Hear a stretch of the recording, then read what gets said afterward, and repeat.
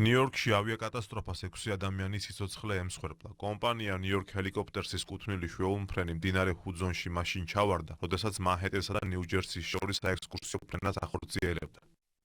At this time, all 6 victims ვერტმფრენის ბორცვზე 3 ზრდასრული და 3 ბავშვი იმყოფებოდა. მაშველებმა წყლიდან 6-ვე დაღუპულის ამოყვანა შეძლეს. ჩვენ მათი სულებისათვის ვლოცულობთ და მაშველებს დიდ მადლობას ვუხდით გაწეული სამუშაოსათვის.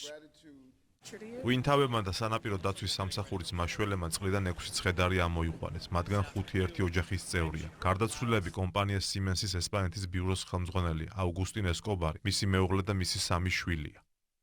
Our NYPD divers entered the water. ნიუ-იორკის პოლიციის მყვინთავებმა 4 ცხედარი ამოიყვანეს, ხოლო ქალაქის სახანძრო დაცვის წარმომადგენლებმა კიდევ 2. სამწუხაროდ 4 მათგანი გარდაცვლილად ადგილზევე გამოაცხადეს, ხოლო 2 კლინიკაში გადაიყვანეს, რომლებიც მიღებული ტრავმების გამო მოგვიანებით დაიღუპნენ. Oh my gosh!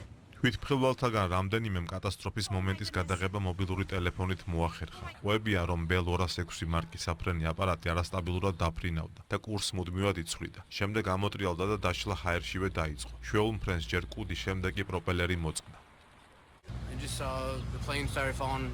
კარგად დავინახე, როგორ დაიწყო ვერტმფრენმა ჰაერშივე დაშლა. პროპელერი მალევე მოწყდა. შვეულმფრენი წყლისკენ წავიდა, ხოლო მომძვრალი პროპელერი ჰაერში ბრუნვას აგრძელებდა. ნიუ-იორკის პოლიციამ ავიაკატასტროფის გამომწვევი მიზეზების გამოძიება დაიწყო. მომხდარს გამოეხმაურა პრეზიდენტიც, თქვა, რომ ვიდეო მასალა ნახა და შოკირებულია.